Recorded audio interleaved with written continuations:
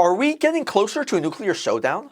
Since the end of World War II, the number one priority for almost every American president has been to avoid a war with the Russians. Everyone understands that a war between the US and Russia, the two biggest nuclear powers, would mean the end of the world. Still, we have come awfully close to it happening, such as in the 1960s when the US discovered that the Soviets were sending long-range missiles to Cuba. But luckily at the time we had JFK, one of America's most admired and youngest presidents, who de-escalated the situation and opted to reach a compromise with the Soviets rather than listen to the intelligence agencies pushing him towards war. But today, America's oldest elected and least popular president is taking the opposite approach.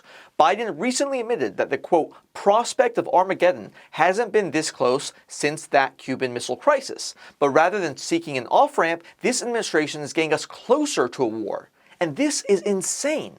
You probably don't know this because it was barely covered by the US media, but there was actually a peace deal close to being accepted between Russia and Ukraine a few months ago.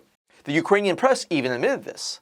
But then the UK Prime Minister Boris Johnson, backed up by NATO and the US, shot down the peace deal and told the Ukrainian president that he must not negotiate with the Russians.